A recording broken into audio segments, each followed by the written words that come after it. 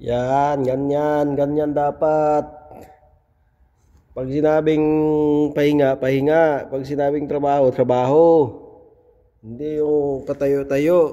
Yan. Alam mo naman tayo eh. Pag alas 12, kain na.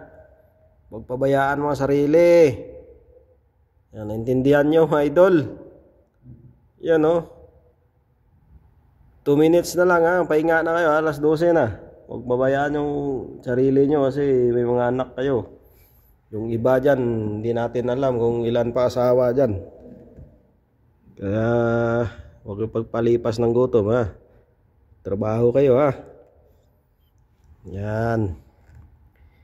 So hinuhukay nila idol dyan no, sa labas ng King Abdullah Financial District. Sa highway yan, yan.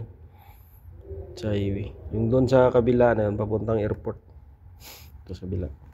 So ngayon, ayan. Busy sila, busy.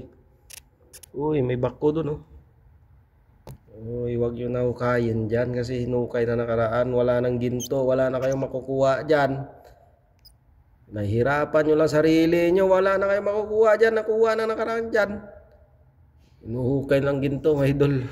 Yan. So doon sa dulo nagawa na doon. Tinakpan na nila yung inuduro. Yan no, inuduro, tinakpan na nila. Yan no. So, ngayon papakita ko sa inyo yung parking.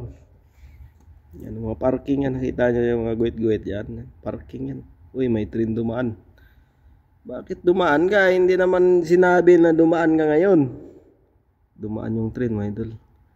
Yan o, may helicopter pa yan. Yan o. Parking helicopter. Yan o.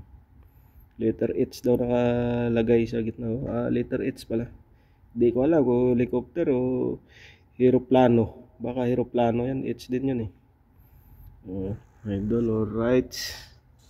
So patuloy-tuloy ang ating biyahe ngayon. Walang traffic. Yan, mag-iingat po tayo lahat sa mga marunong mag-drive dyan. At sa hindi marunong mag-drive, tumabi muna kayo.